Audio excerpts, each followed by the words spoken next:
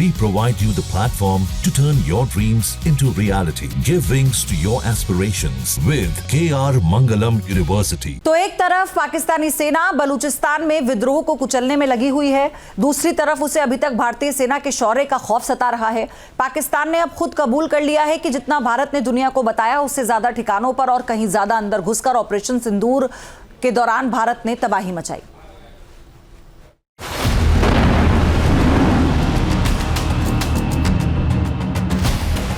पाकिस्तान ने जितना सोचा था भारत ने उसे उससे बड़ा घाव दिया है।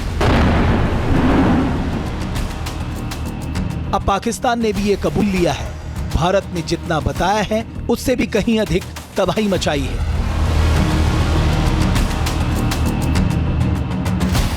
एक रिपोर्ट बताती है कि पहलगाम हमला पाकिस्तान के पीएम शहबाज शरीफ और फील्ड मार्शल आसिम मुनीर का कैलकुलेटेड अटैक था। दोनों ने यह सोचा था कि पहलगाम हमले का भारत बदला तो लेगा, लेकिन ज्यादा से ज्यादा 2019 के बालाकोट एयर स्ट्राइक जैसा हमला करेगा और पीओके को ही निशाना बनाएगा। भारत ने जो किया वो आसिम मुनीर की सोच से 1000 गुना ज्यादा था। भारत ने बालाकोट स्ट्राइक जैसी कार्रवाई नहीं की, बल्कि पाकिस्तान में पूर्ण शक्ति से प्रचंड प्रहार किया और ये देखकर पाकिस्तान का जनरल कांप उठा। 10th of May at about 1 a.m. its aim was to get down India to its knees in 48 hours. Multiple attacks were launched, and in some manner they have escalated this conflict, which we had actually hit only terror targets, but also into the military domain. From their perspective, it would have been rational in the sense they would have said that you use military means to hit these targets. But it was also rational on their part. Operation which they thought will continue for 48 hours folded up in about 8 hours. And on 10, then they picked up the telephone and said they wanted to talk. Pakistan ने रहम की भीख मांगनी तो शुरू कर दी, लेकिन इससे पहले भारत ने पाकिस्तान को ऐसी चोट दी कि वो वर्षों तक संभल नहीं पाएगा। इस बात को खुद पाकिस्तान की सेना ने कबूल लिया है। पाकिस्तान के ऑपरेशन बुनियान अल मरसूस के एक डोजियर में कहा गया है, भारत के बताए गए ठिकानों से कम 8 अधिक ठिकानों पर हमले किए गए। भारत ने 11 एयरबेस और 9 आतंकी ठिकानों को तबाह करने की जानकारी दी, लेकिन डोजियर के मुताबिक पाकिस्तान और पीओके के 20 नहीं बल्कि 28 ठिकानों पर हमले किए गए।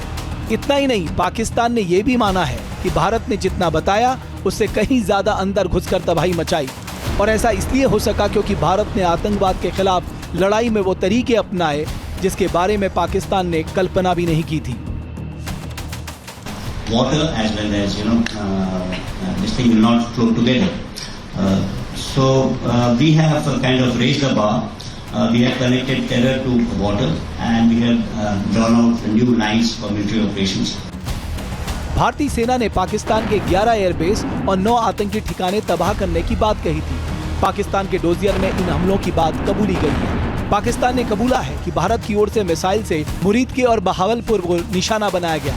भारतीय सेना ने भले ही न बताया हो, लेकिन पाकिस्तान ने खुलासा किया है कि उसकी सीमा में भारतीय सेना ने 100 से ज्यादा ड्रोन भेजकर जबरदस्त तबाही मचाई।